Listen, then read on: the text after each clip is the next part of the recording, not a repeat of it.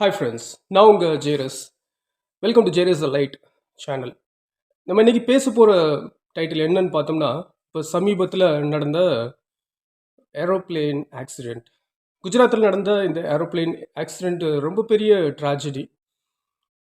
இவ்வளவு காலத்தில் இப்படி ஒரு ட்ராஜடி நடந்ததே இல்லை நம்ம இந்தியாவில்னு சொல்லலாம்.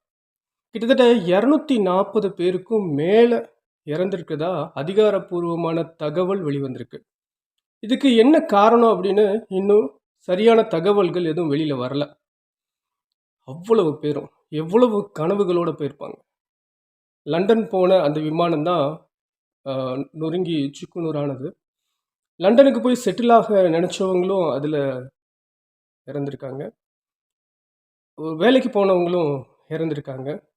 சுற்றுலாவாக சுற்றி பார்க்க போனவங்களும் இறந்துருக்காங்க. இந்த மாதிரி பல கனவுகளோட போனவங்க, சின்ன சின்ன குழந்தைங்க, சின்ன சின்ன குழந்தைகளோட தாய் தகப்பன்கள் அப்படின்னு சொல்லிட்டு அநேகர் இந்த விபத்தில் இறந்து போயிருக்காங்க. இந்த விபத்தோட காரணம் என்ன அப்படின்றத அறிந்து கவர்மெண்ட் அதை திரும்பவும் நடக்காதபடிக்கு ரொம்பவே ஸ்ட்ராங்காக செயல்படணும் அப்படின்றது தான் எங்களுடைய ஆதங்கமாக இருக்குது. மேலும் ரமேஷ் அப்படின்ற ஒரு இளைஞர் இந்த விபத்துலேருந்து தப்பிச்சிருக்காரு அப்படின்றது ரொம்பவே ஆச்சரியமான ஒரு விஷயம். எமர்ஜென்சி எக்ஸிட் அப்படின்னு சொல்லிட்டு ஃப்ளைட்டில் இருந்த ஒரு விஷயத்தை யூஸ் பண்ணி அவர் வெளியில் குதித்து அவர் தப்பிச்சு வந்திருக்காரு.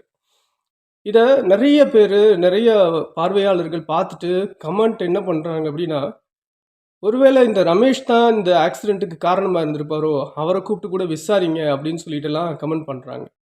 வாய்க்கு வந்தபடி ஏதோ நம்மளுக்கு டைப் பண்ணுறதுக்கு, கமெண்ட் பண்ணுறதுக்கு வாய்ப்பு இருக்குது அப்படின்றதுக்காக என்ன வேணாலும் பேசிகிட்டு இருக்கக்கூடாது.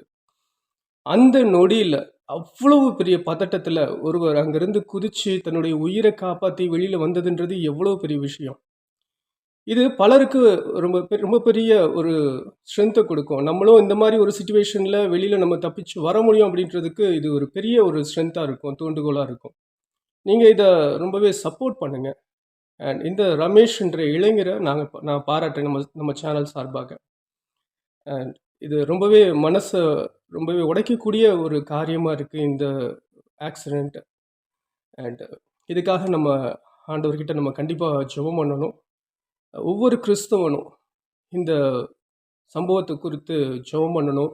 மீதியாக இந்த இறந்து போனவங்களோட குடும்பத்தை சார்ந்தவங்களுக்காக, அவங்களுடைய தைரியத்துக்காகவும் பலத்துக்காகவும் நம்ம ஆண்டவர்கிட்ட நம்ம ஜெபம் பண்ணணும் அப்படின்றது தான் என்னுடைய விண்ணப்பமாக இருக்குது.